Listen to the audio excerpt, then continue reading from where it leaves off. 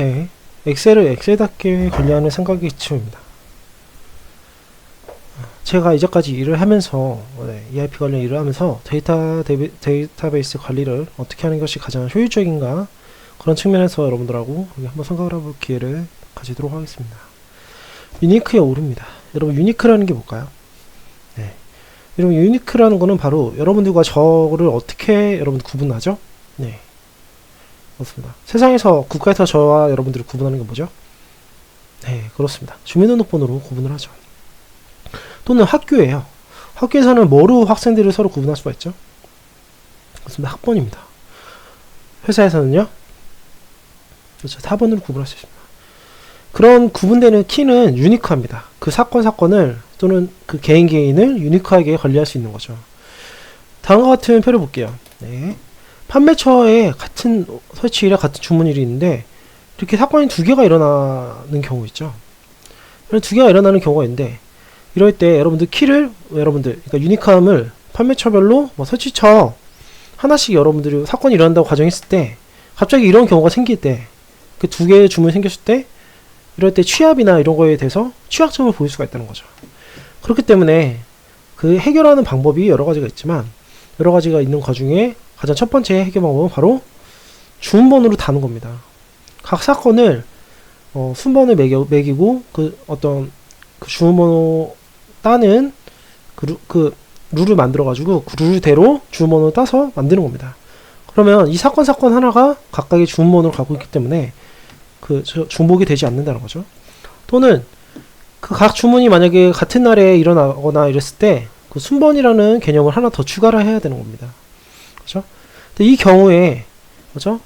만약에 나중에 이런 게 추가됐을 때 앞에 것들은 결국 유니크하지 않습니다. 그렇죠? 그 사건 자체가 유니크하지 않고 모두 같은 순번을 매겼었기 때문에 이미 많이 좀 늦은 거죠.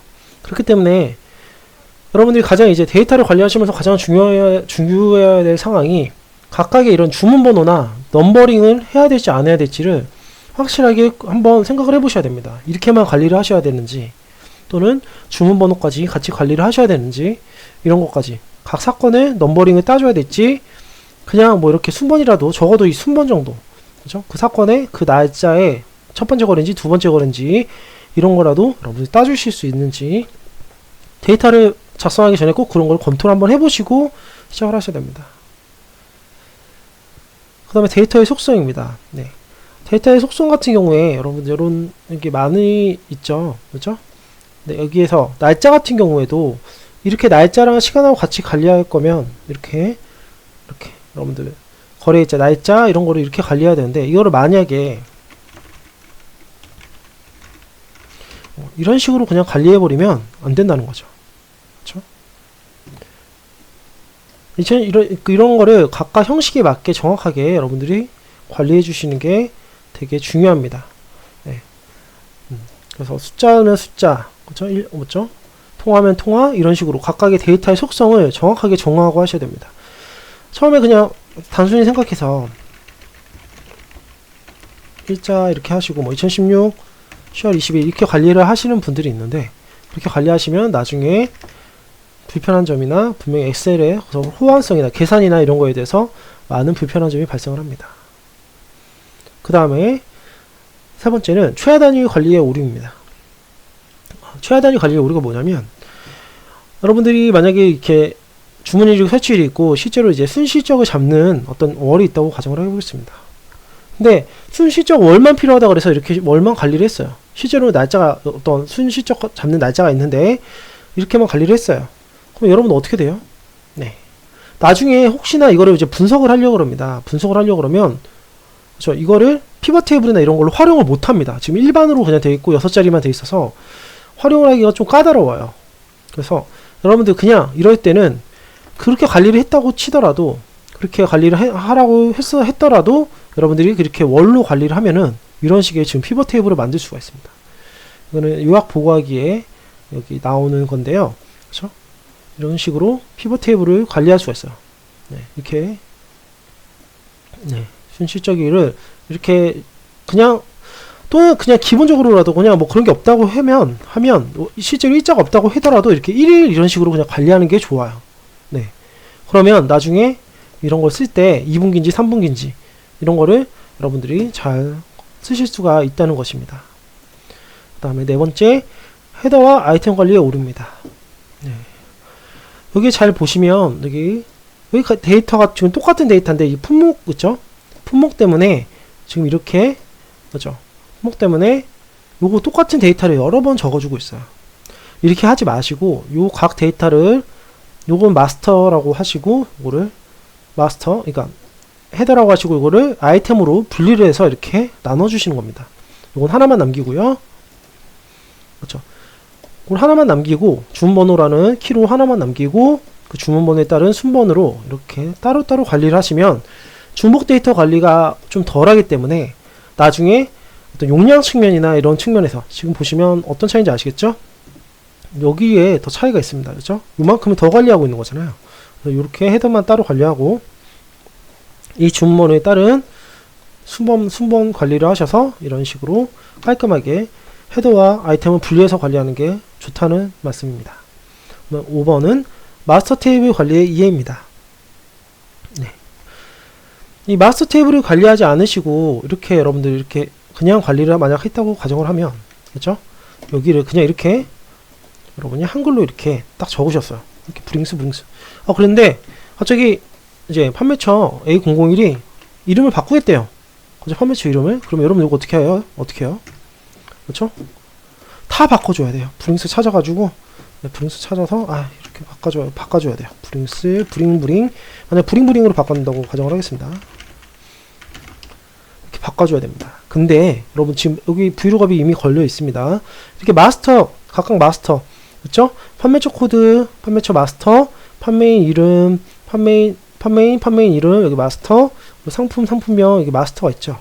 이렇게 관리를 하면 어떻게 돼요? 그렇죠. 여기 지금 브링스라고 이렇게 딱 바꾸면 다 바뀌고요. 그렇죠? 브링 하면 이게 전체가 다 바뀌죠. 네. 이렇기 때문에 이런 상품하고 상품명, 내역, 그 상품의 정보 이런 것들은 다 이렇게 마스터성으로 한번 관리해 놓는 게 좋습니다. 그렇죠? 더 한참을 더 나간다면 그 마스터가 이제 변화되는 그 시점에서 키를 하나 더 따주는 거죠. 상품이 그쵸 2016년 06월에는 120원이었죠. 120원이었지만 상품이 그쵸 2016년 08에는 그죠 133만원이다. 120원은 좀 그렇고요. 120만원이고 133만원 이런 식으로 가격 변동 관리를 할 때 이런 식으로 적용연월이라는 이런 필드를 기본적으로 넣어주시는 게 좋습니다. 예를 들면 똑같은 4번을 쓴다고 할게요. 4번 A를 쓰는데 그렇죠? 이 4번이 만약에 ID라고 가정을 할게요. 이 4번은 따면 딸수록 만약에 비용이 더 들어요. ERP 같은 경우에는 4번을 따면 딸수록 비용이 더 되거든요. 그래서 이 4번을 누군가가 받아서 써야 될 때 그렇죠? 2016년 6월에 그죠? 누군가가 이렇게 썼는데 이 4번을 그렇죠? 이 4번을 2016년 09월부터는 그 딴 사람이 받아서 쓰는 거죠. 이렇게 딴 사람이 받아서 쓰는 거죠. 이렇게 만약 관리를 안 해놓으면 이 적용연으로 관리 안 해놓으면 보통 이렇게 돼요. 그냥 과거 이력이 없어집니다. 이러면은 좀 많이 큰 실수가 일어나요. 과거에 누가 썼는지 몰라가지고 나중에 뭐 데이터 수정자를 찾거나 그런 사람들을 찾을 때 힘들 수가 있죠. A는 송미입니다. 이렇게 하고 김사랑으로 바뀌었습니다. 이렇게 여러분들이 이렇게 관리를 하시면 안 된다는 겁니다. 적용연어 이런 필드를 꼭 넣어주시는 게 좋아요. 어떤 마스터 관리성에서 어떤 변화를 계속 관리해야 된다라는 측면이 있으면 이렇게 기간 개념을 꼭 넣어주셔서 관리하시는 게 좋습니다. 네, 요거는 이제 6번째 삭제 표시 이해입니다. 네. 여러분들 데이터를 삭제한다고 해서 이렇게 여러분들 이렇게 삭제를 그냥 막 해버리시면 안 되고요. 네, 이렇게 보여드릴게요. 삭제를 하실 때 그냥 이렇게 삭제를 막 하시는 경우가 많습니다. 그렇죠? 그러면 나중에 이거 갑자기 삭제한 거 데이터 원복을 시켜달래요. 또는 다시 찾아달래요. 그럼 어떻게 합니까? 네, 못해요. 그렇죠? 그래서 여러분들 보통 삭제 여부라는 필드를 하나 더 추가를 하시고요. 거기에 X를 찍거나 Y를 YN 뭐 이런 식으로 찍거나 관리를 하시면 됩니다. 그래서 필터로만 만약에 보고 싶으면 X를 제외하고 보시면 되잖아요. 이렇게. 그럼 삭제된 데이터, 필요한 데이터만 이렇게 딱 남겨서 보실 수가 있잖아요. 나중에 이렇게 데이터 복구 작업이 꼭 필요할 수가 있기 때문에 그럴 때 주의를 하시라고 이렇게 6번째 사진 표시 얘기까지.